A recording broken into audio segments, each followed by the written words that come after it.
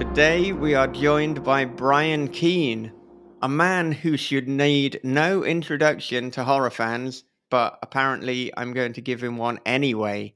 He is an author of a multitude of books, including The Rising, City of the Dead, Dark Hollow, and The Seven, to name but four.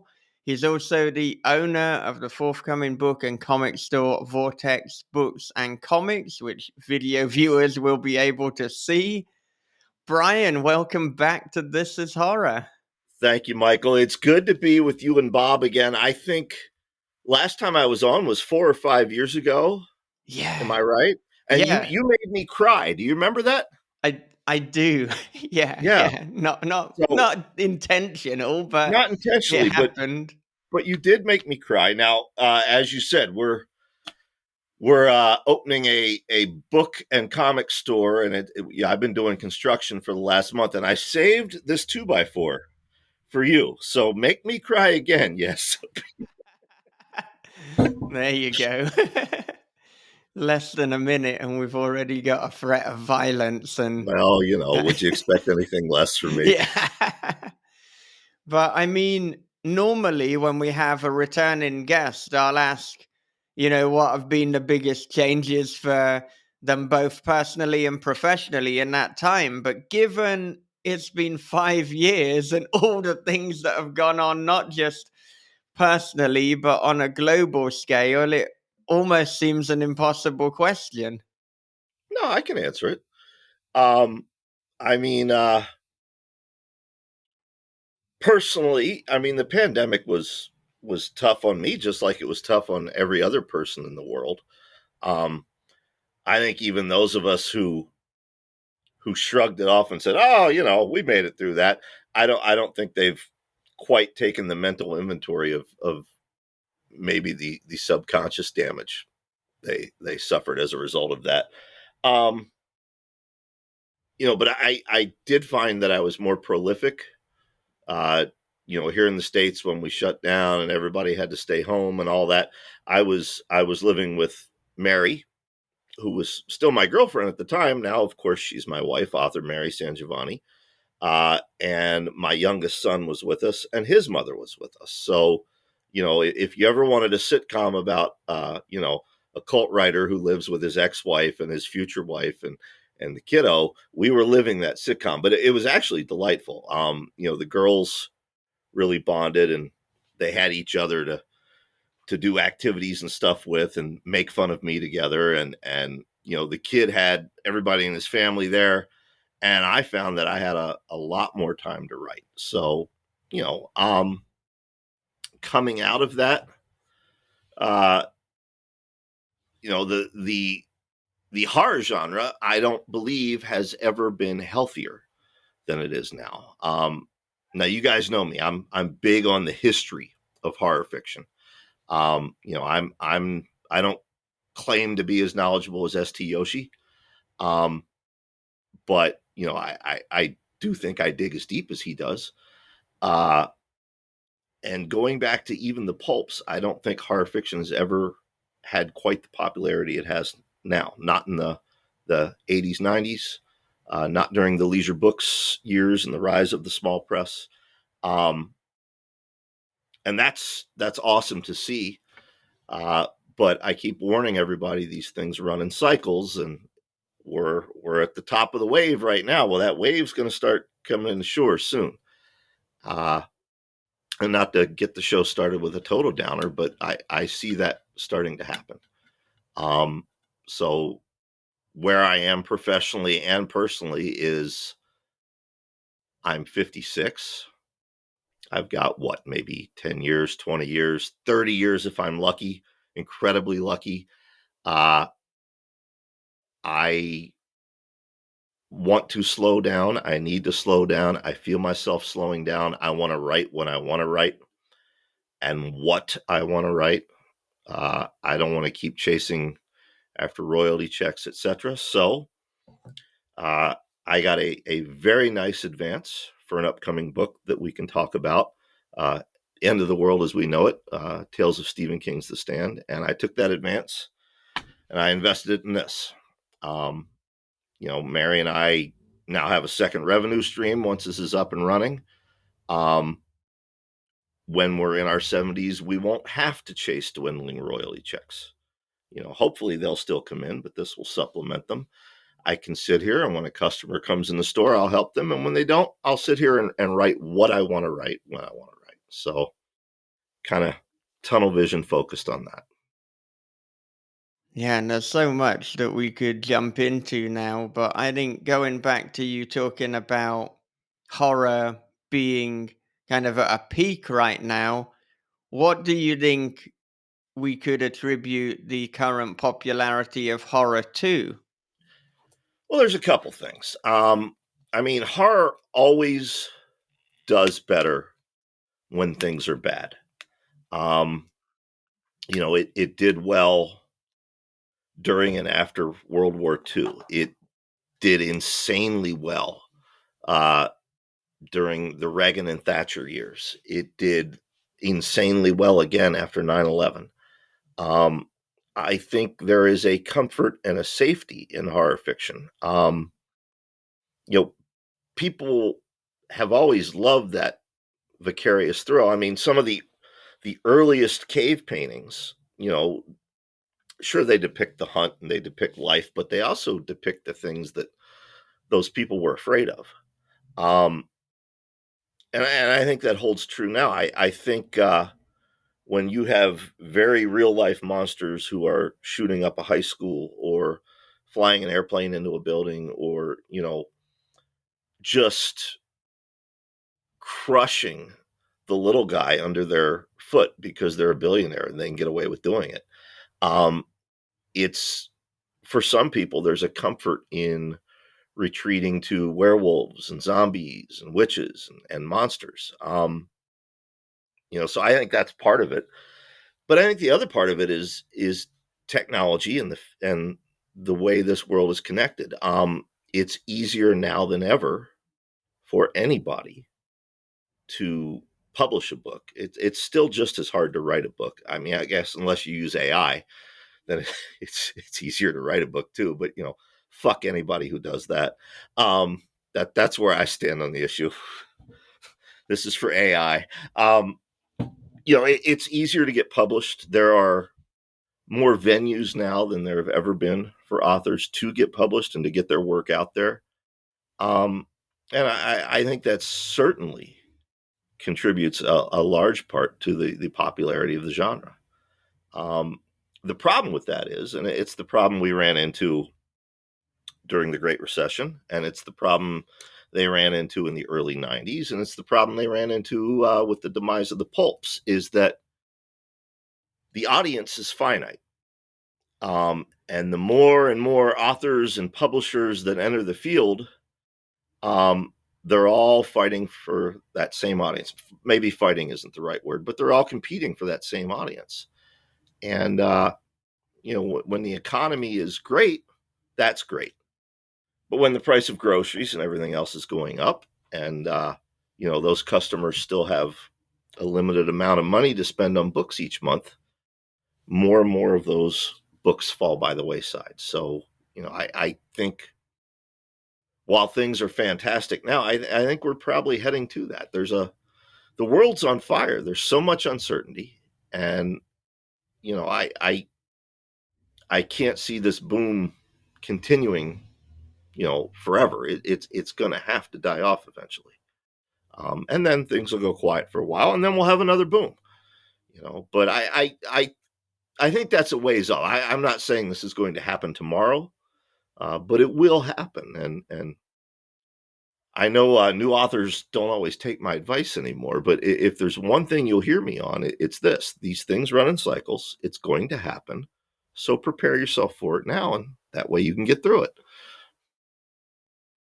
What kind of things would you advise people do to prepare themselves? If you're an author, Yes. um, never, ever, ever, ever, ever put all your eggs in one basket, meaning never publish solely with one publisher, never strictly self-publish if you go that route. Um, because I always point back to the Great Recession. I had two major publishers. I had Leisure Books, who were doing all my mass market paperbacks and my audiobooks and my ebooks. And I had Delirium, who were doing about 90% of my small press limited editions. They both went out of business in the space of 4 months. And that was 90% of my annual income lost like that. So, never limit yourself to one or two publishers. Spread your work around. I think it's better for readers to discover you that way too, because we live in an era where readers are not only fans of writers, they're fans of publishers, particularly indie publishers. They'll buy everything an indie publisher puts out, everything in their catalog. So I think that's the number one thing. The number two thing is, if you have a significant other who has a day job and health insurance and a 401k, treat them like gold. And if you are lucky enough to have a day job where you have health insurance and a 401k, don't quit that day job. I will. Yeah, I think I can name him. I don't think he'll get mad. Wesley Southard is one of the few folks that I mentor now, and he gets so frustrated because he works at a factory during the day, and Wes grew up watching me and Brian Smith and JF Gonzalez and all these full-time writers, and he wants it so bad. And career-wise, he's probably to the point where he could do that. But he's got a kid and he's got a wife and he's got a mortgage. And this factory job is union wages and fantastic health insurance and fantastic 401k. And I keep telling him, you can't quit that job. You have to keep that job. So those are the things I would suggest. And if you can, I mean, look, I'm a horror writer through and through, but I've dabbled in science fiction. I've done weird fantasy. I'm working on a Western. Don't be afraid to let your muse spread out and try other things. So that's Brian Keene's survival skit. My prepper skills for surviving any hard crash. Yeah, yeah. And I think whether to be a full-time writer or to have a day job or to even have a side job, it's, at least for me, it's a endless dilemma, and I find it at different stages of my life there's different answers to that. And so, I mean, I've tried doing this like full time self-employed, so the writing and the podcast and the editing. Although even as I'm saying that, it's like, well, that's not all my eggs in one basket. That is three separate ventures. But I mean, since returning to Japan in 2020, I've been doing, I mean, technically on paper, it's full-time teaching, but I should add the caveat that when I was looking for a teaching job, I looked for the teaching job with the most amount of holiday. So I almost have as many days off as I do on. So it it is on paper full-time teaching, but not really. But now that I've found that I can actually have this full time income and still write and still podcast, it's a little bit difficult, even though financially I could just about do it, to then let go of that because I've got this security blanket. So I don't know what I'll do. I mean, I guess if there was a really good payday, then I might reduce the teaching time, but I don't know if I'd ever quit it actually, because it does give you a little bit more money, a little bit more security. And the other thing that was at least bizarre for me was when I was full time self employed, I found that like my mental health was suffering a bit. I was a little bit lonelier. There was the isolation. Before that happened, I thought it's like, no, I could just be in a room indefinitely and just writing, and I'd be happy with that, and that would be fine. But turns out that some human interaction is a good thing after all. Who would have known it? Yes, it is. Mm-hmm. Yes, it is. Yeah, I mean, I'm in the same boat. I have a job I can't stand, but considering what I used to do before I had this job, I have a lot more freedom now. I have more time off. One of the things too is that as we get older, our bodies change, our needs change. We develop things that we don't really want to have: high blood pressure, diabetes, and we tend to take things for granted. And what put me into perspective, because a couple of years ago I was toying with the idea of early retirement. I'm like, I could probably figure out a way to make as much money as I am making now as writing. And then I happened to look at the actual cost of my prescriptions compared to what I make a month. And I'm still at my job because I do have really, really good benefits. Being a diabetic, and even though I'm on less insulin than I've ever been on since I started it, my medications are more than I make a month without insurance. And so that's those when you have benefits, that's to me that's monumental. It's paramount. You got to have it, because without those benefits, writing full time, you can get insurance. Sure, you're going to pay for it. You're going to pay a lot more than you do if you're with a corporation that provides them, and takes it out of your check at pennies compared to what you're going to pay. So that's a consideration. I guess I'd have to have a significant amount of money in advance for me to even consider. And when I say significant, it would have to be, something in the realm of $500,000. Because anything less than that, it's like, nah, I'll just take the money and I'll continue working. Well, and that's the thing. I don't think a lot of people realize you can get those significant advances. Maybe not $500,000, but you can get five figures, mid five figures, and you say, "Hot damn!" That's a year's salary for me.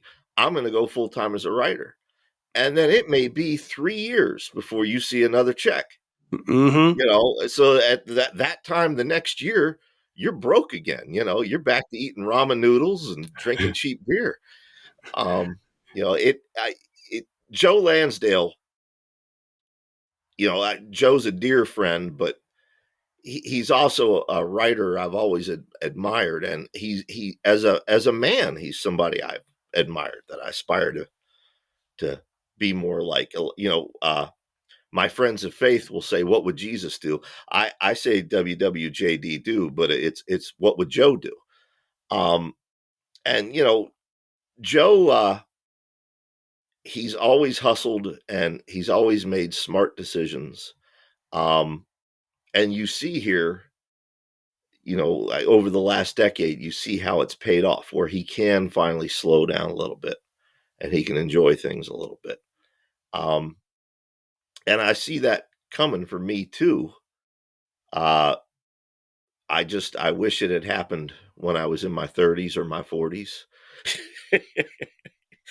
you know, so I don't think I've ever told this story publicly. Back during the recession, when I was talking about leisure books and the small press collapsing and everything, I was like, well, shit, I gotta find a day job again.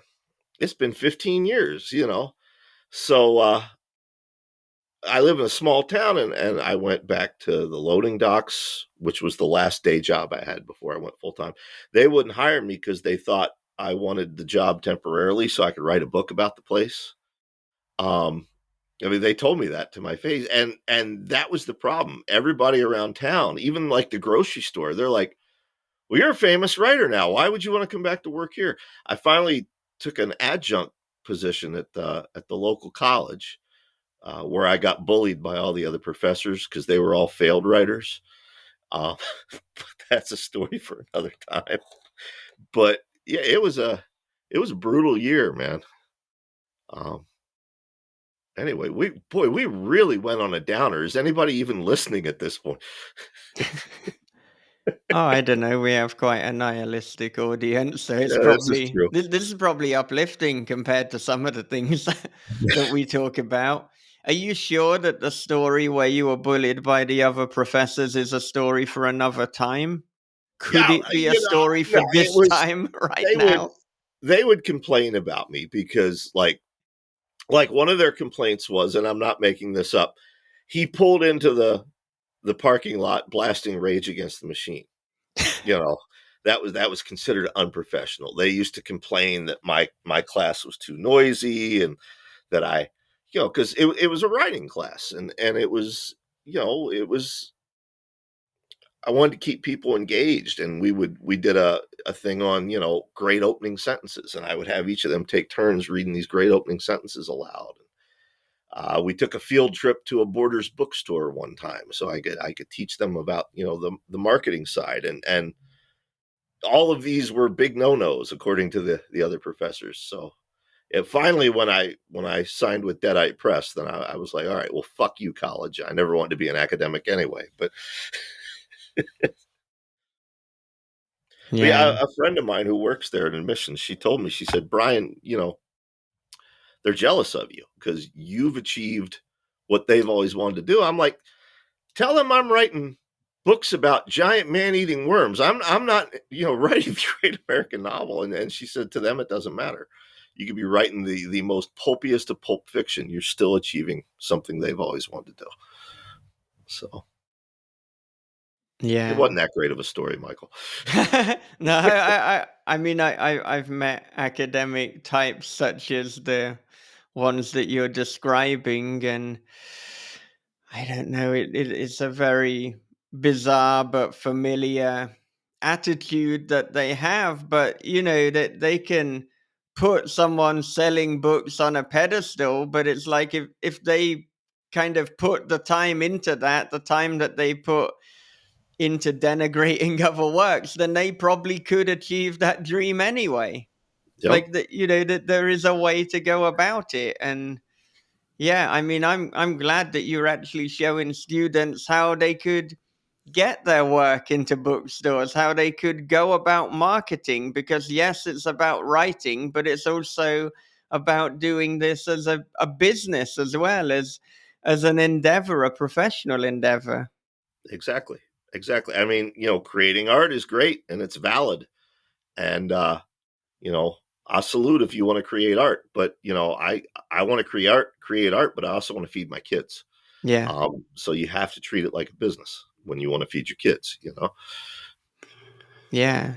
I'm Yeah. still cracking up about the bullying. What I mean, these guys, what are they wearing? Their tweed jackets. They got their diplomas rolled up like shoddy sabers. I mean, look, Throwing John Updike books at you. You traitor, you. Bob, look, it's me. Do you think I didn't get them back? I Oh, mean, I I'm know not going you to talk did. about it on the air because I'm not sure what the statute of limitations is on some of the things I pulled, but yeah, I got the last laugh. No doubt. People will have to tune in 20 years from now when the statute of limitations will be up to find out what happened next. You're Keene talking about, and then you take 3 boiled eggs and stick it in their gas can. Yeah. Oh yeah, that's a good trick.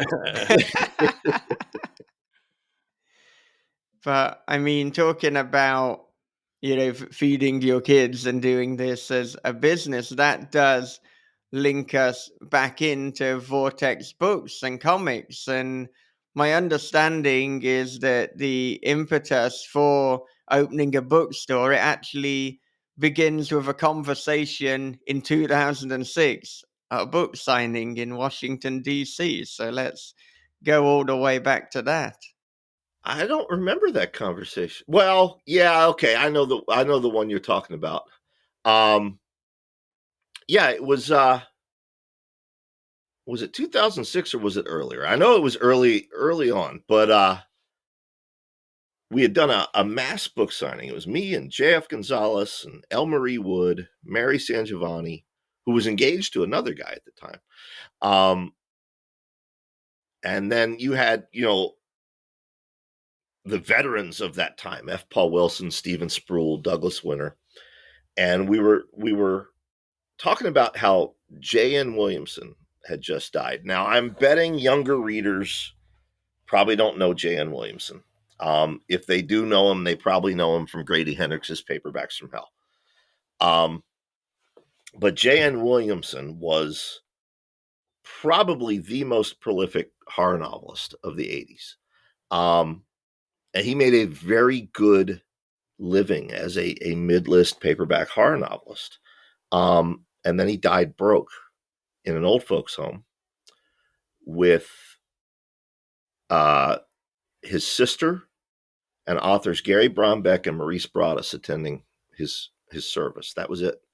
And the preacher spoke about how Williamson had wasted his God-given talents glorifying Satan by writing these horror novels. And, me and JF and El Marie and Mary, we were standing in the kitchen of this apartment at this party after the signing, and we're talking about, how shocked we were that J.N. Williamson, went out that way. And then our conversation turned to Charles L. Grant, who was Mary's mentor, who at the time was in hospice and also struggling financially. And we couldn't believe this.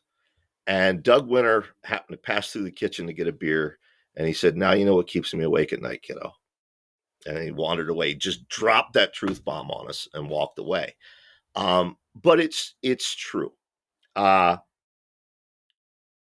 an author, even as a successful author, and I'm not talking about Stephen King or Joe Lansdale, their stuff will be read 100 years from now, but I'm talking about your average author. Even successful, even prolific, you have a shelf life. You look at the popularity of Richard Lehman 20 years ago, 10 years ago, and now, and you see it waning, and that breaks my heart because Dick Lehman was my mentor, but it happens.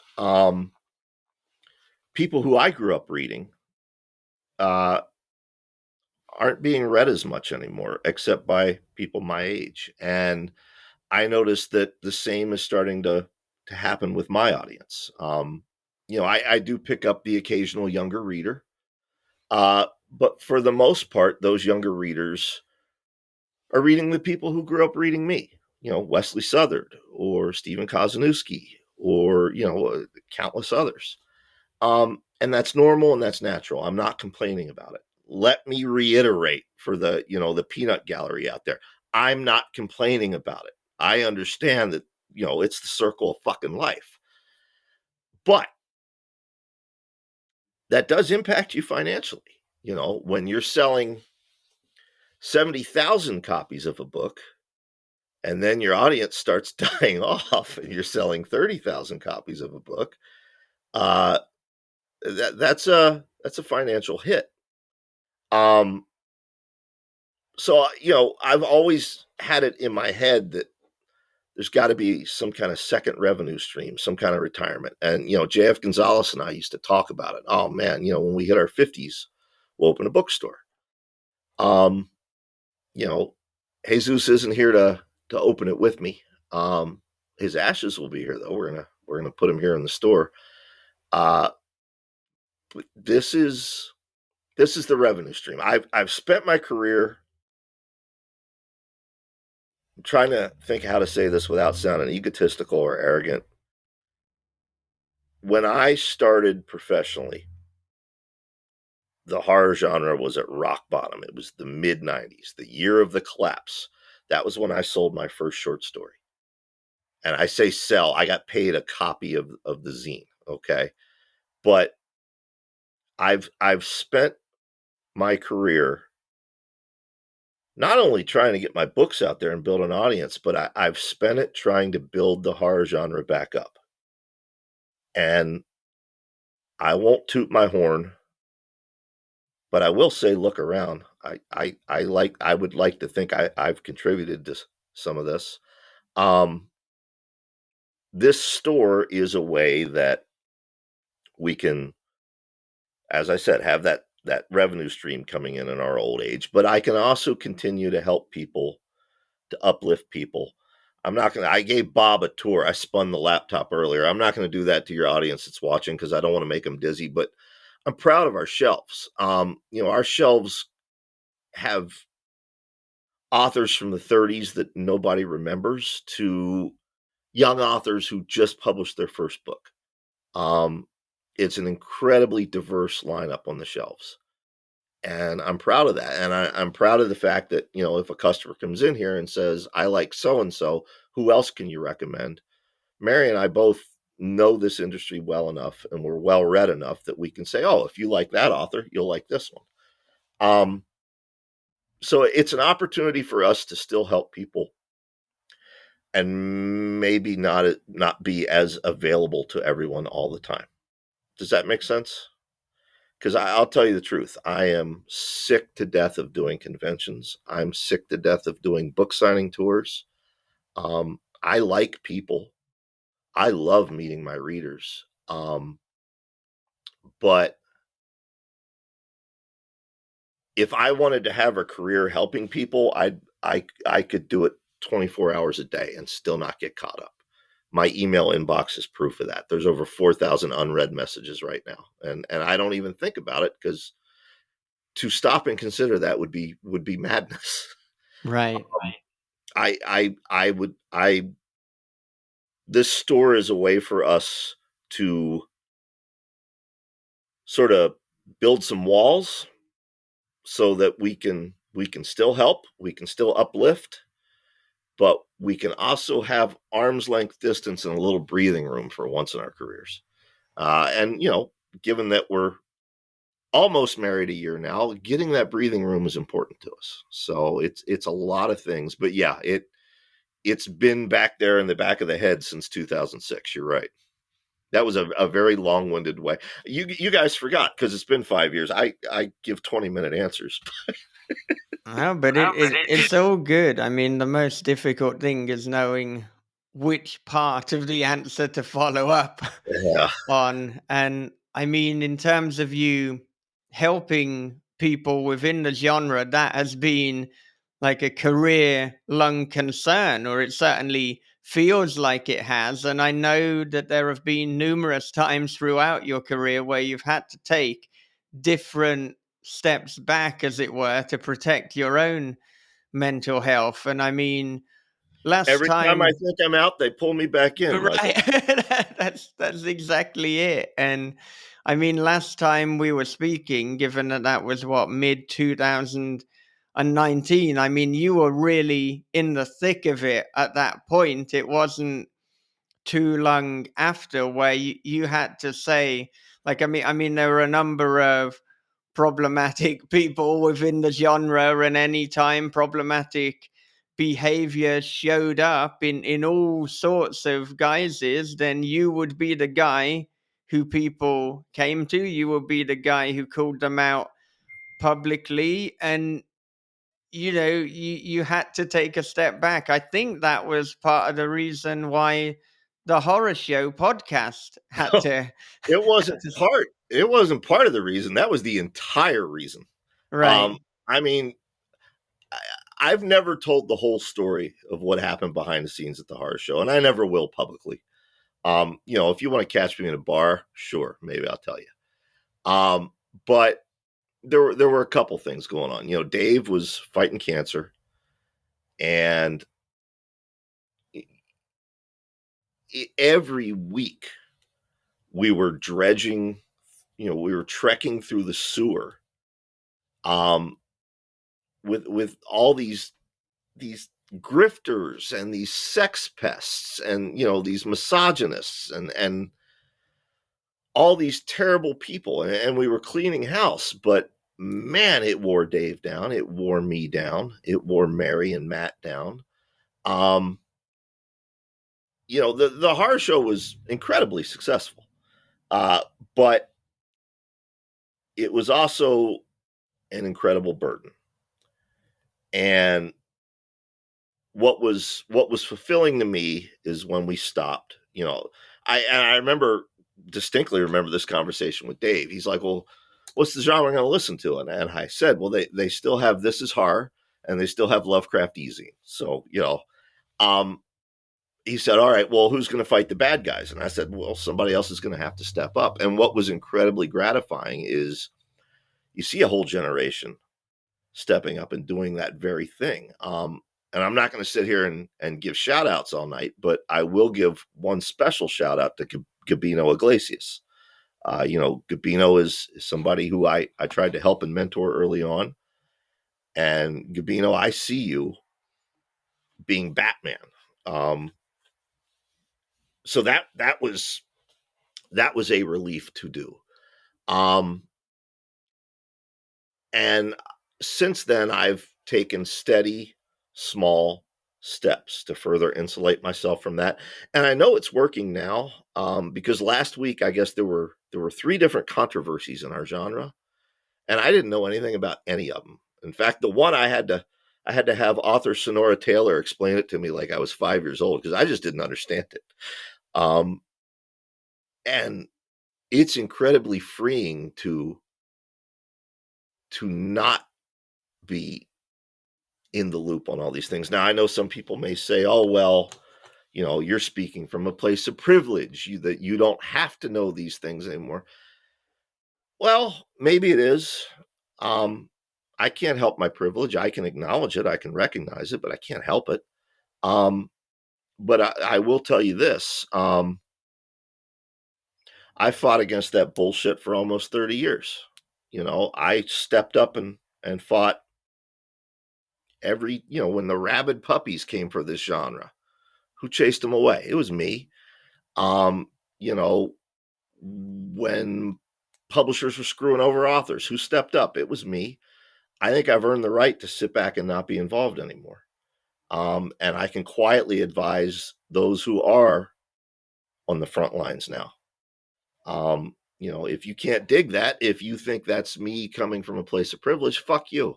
I've earned the right to sit back and not be involved every day, because being involved every day is not good for my mental health. It's not good for my emotional health. I'm 56, as Bob said. Our friends like high blood pressure and everything else pops up. I'm not killing myself for this industry. I'm a horror fan. I bleed horror. I love horror, but I'm not gonna leave my kids an orphan because some sex pest was sending dick pics to authors. There's other people who are equipped to deal with that now. It doesn't have to be me anymore. Mm-hmm. And if I sound angry, well, I am, because I see your vague tweets out there. Y'all know. I'm not going to name names. I know who you are, and you know who you are. I see your vague tweets, and again, I say fuck you with both middle fingers. So, I used to tune in every Thursday and to hear, you and everybody break down the latest controversy, fill us in on ongoing stuff. And I distinctly remember when you announced, and I'm pretty sure you did it on Twitter, that where you were like, hey, I basically, you're like, I'm done. I'm not yeah. doing this anymore. And I remember reading that, thinking, it's time. Yeah, we tuned in because we had this it's like doom scrolling, to where you want to, you can't help yourself, but you want to hear about the latest controversy. And I now that I'm not on Twitter, I'm mainly on Blue Sky, a little bit on Threads. It takes a while for a controversy to kind of hit. And I love being oblivious to it. Like, Yep. I don't, it's almost like I don't, I'll read it and go, you know what? People are fucking dumb. I'm done. I'm close the browser, go back to writing or go back to whatever I was doing. I don't have time for that lunacy and that Well, stupidity.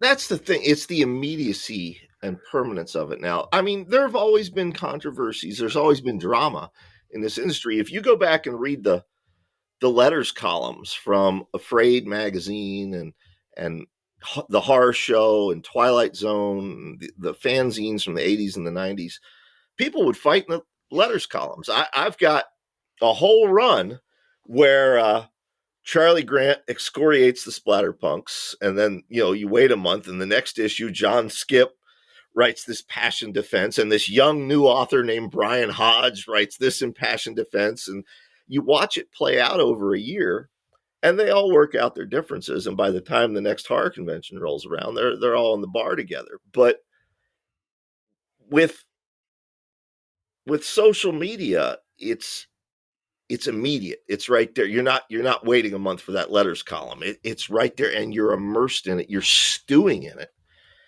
and I think that's toxic. I don't think as human beings we're wired to consume that. I mean, look, I'm not saying don't be outraged over a sex pest or a grifter. You should be outraged, but to stew in that 24/7, I don't think is healthy for anyone. I don't think it's healthy for the industry either. So I don't judge anybody who wants to, disconnect and pull out and find their peace. Because I'm all about doing the same. I've done the same. Mm-hmm. We hear people, and then you hear those that get on social media and always, oh, your silence is complicity and all that. No, my silence is oblivious because I didn't know what the hell was going on. I've got other things to do, and I think that if you know me and you know who I am, I don't have to explain myself to anyone.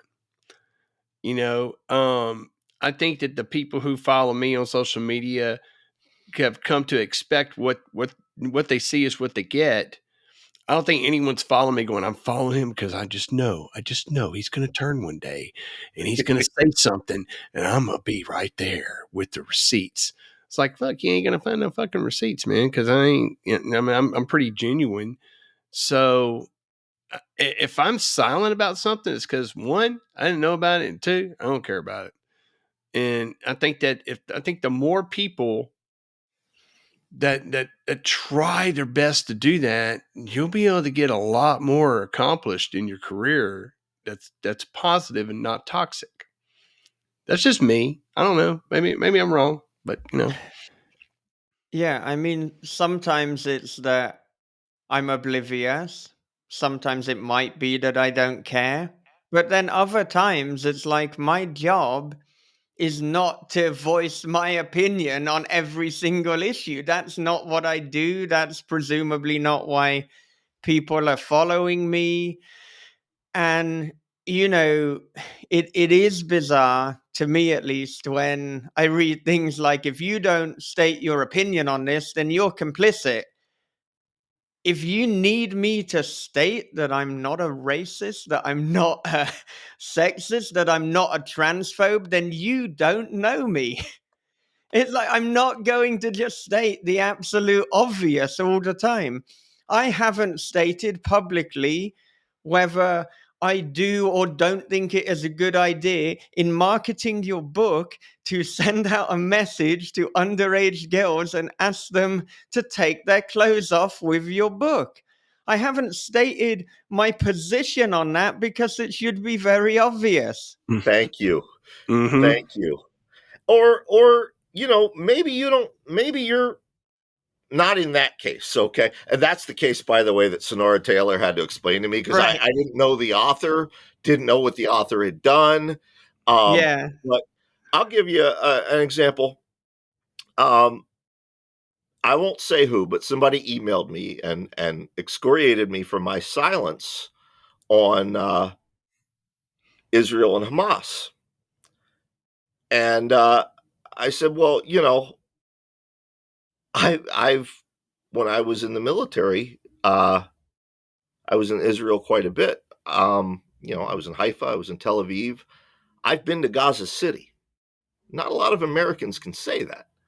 Um, I've seen intimately both sides of this conflict, and my thoughts on it aren't going to fit in a 140 character fucking tweet. Um, my thoughts on it would make probably a good 30,000, 40,000 word, you know, treatise. And I may get around to writing that, but right now I have other things to write. My kids aren't going to get fed on my thoughts on that right now. So, this oh well, they haven't explicitly said something about it, they must be this or that. No, that only exists in your head, dear reader. We're all human beings too, and we have thoughts and opinions on these things, but we have a finite amount of hours in the day, and to express something with nuance and thoughtfulness and heart, um, sometimes it takes more than a social media post to do that, you know? Yeah, that is exactly it. And I mean, with a lot of issues, there is nuance, there is, consideration, and sometimes, when an issue is presented to you, you need some time to actually process it. So it's not a good idea to just state your initial opinion, because after reflection and consideration, it might be different anyway. But social media is not set up for nuance.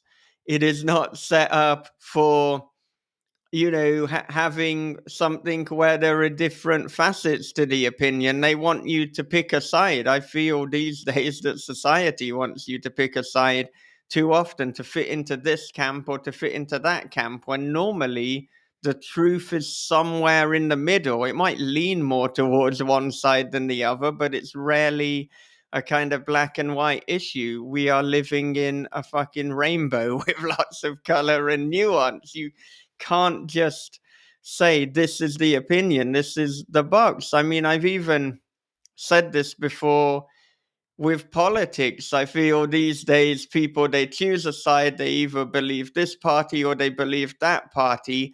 But I think if you were honest and if you really do have an opinion, there's probably a party that you resonate with more. But I'm sure there are things that that party does that you disagree with, and there are things that the other party does that you might have some sympathy for, because we are human beings. We are all built different. And this is why I prefer podcasts and actual conversation than trying to put it in a tweet or in some Exactly. sort of social media post, because, as I said originally, they're not designed for this. No, they're not. Mm-mm. No, and a lot of times too, I'll find myself wanting to say something, but I don't know enough about it, and that right there is where most people should stop. In other words, backspace out of what you have, discard your comment, and move on. Because if you don't know what you're talking about, whether it's something political or whatever, then don't state your opinion, because at that point right there you're just looking for a fight. That's all it is. So you're opening yourself up. Either you might not be looking for a fight, but you're going to get one, and then you're going to be backing. You're going to feel this heavy feeling of, oh shit. So now I don't have an opinion on that. I don't even know what it's about, and so I'm not going to say anything. Well, I'm gonna another aspect, and I was just talking about this with a friend of mine at Christopher Golden's House of Last Resort weekend a couple weekends ago. In 2003, 2004, I I would try to use my platform to speak up for people who didn't have a voice in our industry at that time. Folks from marginalized communities. Um, in 2023, 2024, the landscape is vastly different. Those folks have a voice now. Um, and a lot of times I'll think, I should chime in on this. And I'm like, no, nobody needs to hear my fucking opinion on this. They know what my opinion is. These folks have a platform now. They will be heard. Let them address it. Um, that's something I do a lot, and I don't think I know Mary realizes it, but I don't think the public realizes that. So again, to summarize, silence doesn't mean agreement. It doesn't mean consent. It can mean many other things. Absolutely. And I mean, in terms of getting your opinion out there, in terms of connecting with audiences, I mean, this is kind of an area that we've been talking about, or at least skirting around. But right now, I mean, social media couldn't be more divided in terms of using it as a marketing tool, in terms of using it as a way to get ideas out there. I mean, it's so divided that there is no longer any consensus as to which platform to use. And if there is to become a dominant platform again, we probably haven't even seen it. It probably doesn't even exist yet. It will turn up in the future. But my understanding is the two places that you are most often connecting with your audience is Patreon and Substack. Yep. So I want to know a little bit about why you've chosen these platforms, what you're doing. In terms of Substack, is that now your only email newsletter? And if so, why did you go to Substack? Because it's a relatively new platform. So you've had a newsletter predating Substack. Yeah. I mean, people forget, I started an email newsletter back in 1998. Um, and so I've always liked that method of communicating. The one on Substack, I chose the platform because at the time, they were a new startup, but um, you didn't have the problem with spam filters with Substack that you had with so many others. They, for whatever reason, they were able to get in through Gmail. They were able to get into Outlook. They didn't automatically get flagged as spam. Um, I stick with the platform because I've built it up. Um, it used to be, I'd say 55, 60% of my sales came from promotion on social media. Now I'd say 55, 60% of my sales come from that newsletter on Substack. But it took a lot of hard work to get it to that place. But I like Substack because exactly what we were saying. I'm not limited by 140 character tweet or skeet as it is on Blue Sky, or whatever the limit is on Instagram when you type next to your photo. I can take the time to be nuanced and expand and really express myself. I don't like that Substack was, monetizing white supremacists and such earlier this year. But you know what? I remember when the Nazis were on MySpace. When they showed up on MySpace, we all left. When they showed up on Facebook, we all left. When they showed up on Twitter, we all left. Well, you know what? If you keep leaving, then sooner or later, every platform is nothing but a fucking Nazi platform. So Substack is where I've planted my flag. Um, and I'll fight back there. Uh, so that I like it because I can summarize my week. I always loved blogging, and I treat it kind of like my blog now. And then Patreon, I do a little good morning post every day just for everybody. You don't have to pay me $1 to see it. You can just go to my Patreon and subscribe for free. And every morning you get a little hello from me. I do a lot of photos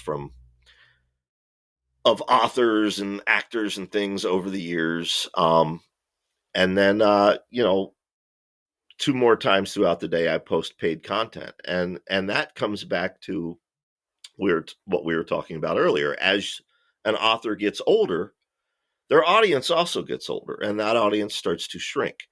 Um, Patreon is a way of keeping my audience energized, interacting with them, and quite frankly making some money off of doing that as well. Patreon is one of my main sources of income now, annually. So, it's a it's a good give and take. The people seem to enjoy the content. I certainly enjoy creating it for them. All the novels that I write, I serialize on there now. It's People get to see what my first draft looks like day by day. So Yeah, and in terms of when you switched to Substack, did you port all your existing subscribers for your previous oh newsletter? yeah, hmm oh yeah, yeah. That was another reason why I went with them, because they allowed me to do that at the time. Not all of the the various newsletter venues would allow you to do that. So that was a big deal for me. I think I was using Mailchimp prior to that. Yeah, Yeah. yeah. Well, I used Mailchimp, and then after I went to ConvertKit, and at the moment, I am wondering about going to another provider. Like Substack is one of the ones that I'm looking at the moment, mostly because ConvertKit is expensive, and I think it's expensive because its main audience are like kind of business bloggers and people selling courses and Right. selling their kind of get rich quick ebook, which if you read it, it's essentially write an ebook just like this. Oh, great. Thank you for that one. So yeah, I'm not really making the money back in the kind of quantities that other people would be. And I mean, I think Substack, am I right in thinking that it's actually free, or is there a limit? And do you Uh, have to? my newsletters my my newsletter is free to subscribers. I will never charge people to read my newsletter. I think that's icky to do it. Yeah. I'm not judging other writers that do. It's just I personally, it goes against my own personal moral code. I don't know if I'm paying a monthly fee for Substack or not. How terrible is that? I should point out to listeners, it's like, what is it, 7:07 p.m. my time, and I've been up since 4 a.m. my time. Um, so I might not even remember my name by the end of these 2 hours. But I don't remember if I think I must be paying a monthly fee for Substack. I I think the mean, way it works, I think it's like Patreon, that if you do monetize, oh, then then they they take a cut. take a cut. Okay. Because that's what lured me there to begin with. And I hemmed and hawed like you, but I just I was on there. I didn't have a whole lot of followers anyway, so I moved the button down. I just the whole Nazi thing put a icky taste in my mouth, but part of me was like, you know what? I ain't leaving. I'm tired of running, you know? And it's like, well, Bob, you left Twitter. Well, I left Twitter because it was unusable on most browsers that I have on my computer. I Yeah. literally could not use it. I even tried to use the Twitter app, and it apparently I must have got like what they call shadow bond or something like that, because my Twitter, if you'd have seen it, you'd be like, that ain't Twitter. I'd be like, yeah, that's what my Twitter looks like. And so it was royally fucked, and I had to search everybody. I could not see anyone I followed. Yeah. So I just like, well, screw this. I'm not going to mess with something like this. So I just left it. But yeah, you know I'm on button down, and it's honestly, Substack was so easy. It's so freaking easy to do a newsletter. I was just amazed at how easy it was. Uh, it's just I don't know, man. I'm tempted to go back actually, but Yeah. um, I don't know. We'll see.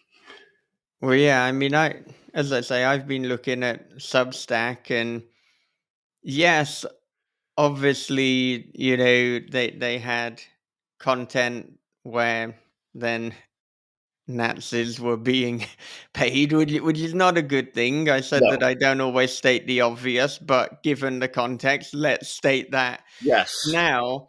And I was, thinking about that, and I feel that probably every single email newsletter platform must have like questionable content, people who have an email newsletter where we don't agree with their positions, where they have objectionable positions. I mean, they must. So I don't think there is a perfect platform for that. And No. like Brian says, if you were to run away every time that you see somebody objectionable, you would be nowhere. I mean, you probably couldn't have your book in a bookstore because there'll be some books that you disagree with.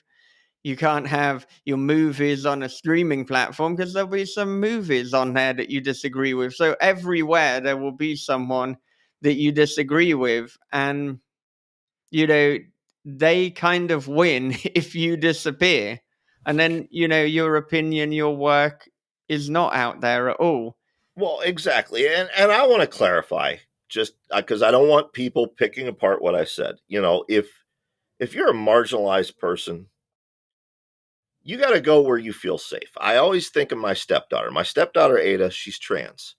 And all I want for her is environments where she feels safe, where she feels like she belongs, where she feels accepted.